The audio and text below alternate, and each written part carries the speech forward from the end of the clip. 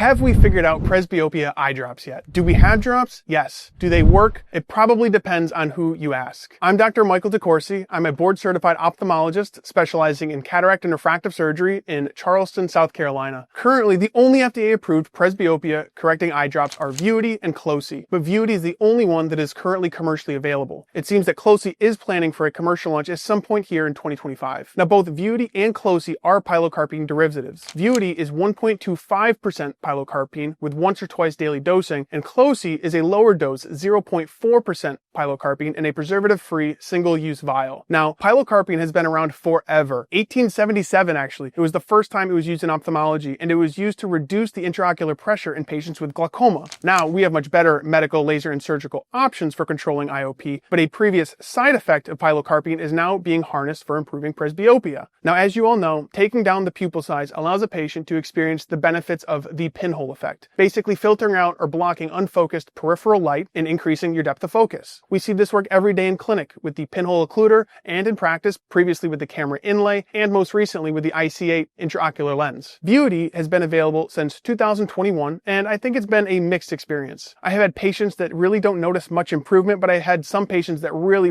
love it. Unfortunately, there's not a great way to figure out who will fall into what category, so I think the ideal patient is someone who is newly presbyopic, possibly a Plano Presbyope, who only requires part-time reading glasses or at least a very low power. Now, even though presbyopia drops now and in the future are non-invasive, they aren't without potential side effects. It is important to discuss the more common side effects, such as irritation, brow ache, and dimming of the vision, but it is also important to perform a dilated retinal exam in these patients and discuss the rare possibility of retina tear or retina detachment and counsel them on those associated symptoms and risks. It'll be interesting to see where the medical management of presbyopia is in 5 to 10 years. There are many other medications currently in the pipeline, such as Brimcol and LNZ100. Most recently, Nizol, which is a phentolamine drop, had been investigated for presbyopia correction, but has since been rebranded as Ryzumvi, which we all know as the recently FDA-approved eye drop for the reversal of pharmacologic dilation.